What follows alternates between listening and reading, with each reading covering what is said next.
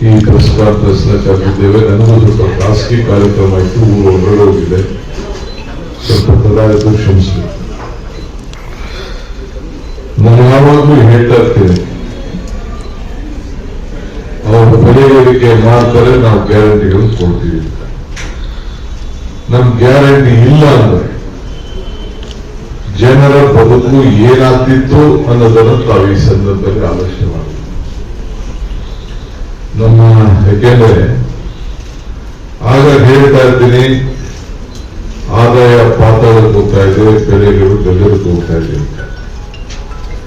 ಇವೆಲ್ಲ ಕೂಡ ನಿಜ ಆಗಿದೆ. ಹೋಟೆಲ್ ನಿನ್ನೆ ಎಲ್ಲ ಮೊನ್ನೆ ಭಾನುವಾರ, ನಿನ್ನೆ ಇರಬೇಕು, ಮೊನ್ನೆ ಶನಿವಾರ ಭಾನುವಾರ ನಾನು ನಮ್ಮ ಯಾವುದೋ ಖಾಸಗಿ ಹೋಟೆಲ್ ಹತ್ರ ಹೋಗಿದ್ದೆ. ಅರ್ಧ ಮುಚ್ಚಿಬಿಟ್ಟಿದ್ದಾರೆ, ನಮ್ಗೆ ಆಗ್ತಾ ಇಲ್ಲ ಈ ಕಾಂಪಿಟೇಷನ್ ಮಾಡಕ್ಕೆ, ಇಲ್ಲೆಲ್ಲ ಸೌದೆಗಳಲ್ಲಿ ನಾವು ಒಲೆ ಹಚ್ಚಕ್ ಆಗ್ತಾ ಇಲ್ಲ ಅಂತೇಳಿ. ಸಿಲಿಂಡರು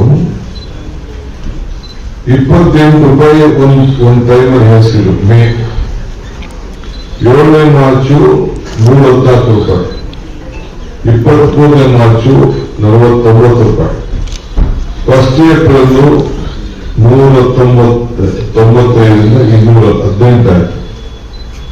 1 ಮೇಗೆ 993 ಆಯ್ತು.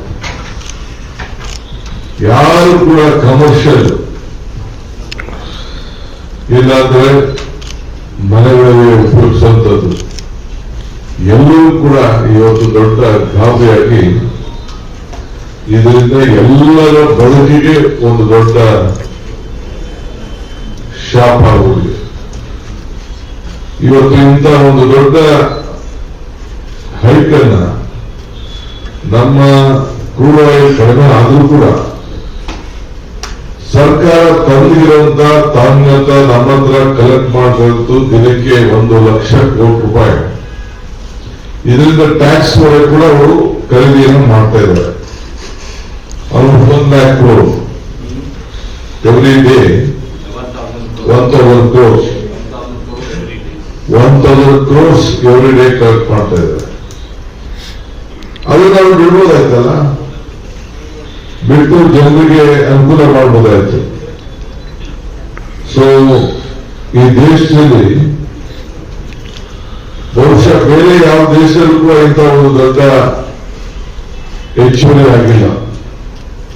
ಅಂದ್ರೆ 7.52 ರೂಪಾಯಿ, 700 ರೂಪಾಯಿ ಒಂದು ಲೀಟರ್ಗೆ ಆಗ್ತಾ ಇದೆ ಅಂತಂದ್ರೆ ಬಹುಶಃ ಎಷ್ಟು ಅವ್ರಿಗೆ ಸಾಮಾನ್ಯ ಜನರ ನಿಮ್ಗೆಲ್ಲ ಅನುಕೂಲ ತೊಂದರೆ ಆಗ್ತಾ ಇದೆ ಅನ್ನೋದನ್ನ ನೀವೆಲ್ಲ ಗಮನಿಸಿದ್ದೀರಿ.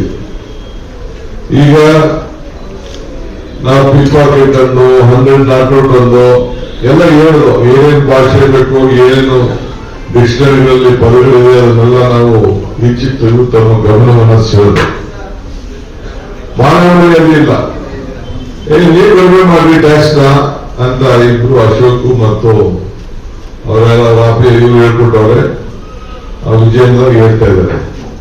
ಫಸ್ಟ್ ನೀನ್ ಕಡಿಮೆ ಮಾಡೋದ್ ಕಲೆಯ, ನೀವು ಕಡಿಮೆ ಮಾಡಿಸಿ. ಫಸ್ಟ್ ಸೆಂಟ್ರಲ್ ಗವರ್ಮೆಂಟ್ ಅಲ್ಲಿ ಏನು 1,000 ಕೋಟಿ ರೂಪಾಯಿ ಡೈಲಿ ಎಕ್ಸ್ಟ್ರಾ ತಗೋತಾ ಇದ್ರಲ್ಲ, ಅದನ್ನ ನೀವು ಕಡಿಮೆ ಮಾಡಿ. ಸೊ ಈ ರೀತಿ ಇಡೀ ದೇಶದಲ್ಲಿ ಆಗ್ತಾ ಇರೋದು ತೊಂದರೆಯಿಂದ ಅಡಿಗೆ ಎಣ್ಣೆನೂ ಕಡಿಮೆ ಮಾಡಿ ಕೇಳ್ತಾ ಇದೆ. ಅಂದ್ರೆ ಊಟ ಮಾಡೋದು ಕೂಡ ಎಣ್ಣೆ ಕಡಿಮೆ ಉಪಯೋಗಿಸಿದ್ದು ಕೂಡ ಎಲ್ಲೋ ಒಂದ್ ಕಡೆ ಪ್ರಧಾನಮಂತ್ರಿಗಳು ಅದನ್ನ ಉಪಯೋಗಿಸುದು. ಹಿಂಗೆ 43 ಲಕ್ಷ ಕೋಟಿಗಳನ್ನ ಬರೀ ಟ್ಯಾಕ್ಸಿನ ಮೇಲೆ ಕೂಡ ಈಗಾಗಲೇ 12 ವರ್ಷದಿಂದ ಕಲೆಕ್ಟ್ ಮಾಡಿರೋದು ತಮಗೆಲ್ಲ ಗೊತ್ತಿರುವಂತಹ ವಿಚಾರ.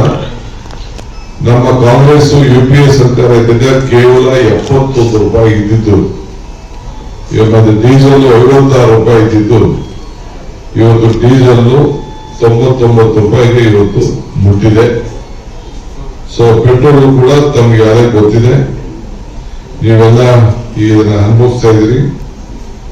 ಸೊ ನಮ್ಮ ಪಕ್ಷ ಇವತ್ತು ಮೀಟಿಂಗ್ ಆದ್ಮೇಲೆ ನಾವೇನ್ ಪ್ರತಿಭಟನೆಯನ್ನ ಮಾಡಿ ಜನರ ಗಮನವನ್ನು ಸೆಳೆಯಬೇಕು ಅನ್ನೋದನ್ನ ಮಧ್ಯಾಹ್ನ ಮೇಲೆ ನಮ್ದು ಒಂದು ಸಭೆ ಇದೆ. ಈ ಸಭೆಯಲ್ಲಿ ಚರ್ಚೆಯನ್ನು ಮಾಡಿ ಆ ಟೈಮ್ ಲೈನ್ ಅನ್ನ I am telling that we are going to finalise the time line today we will announce after the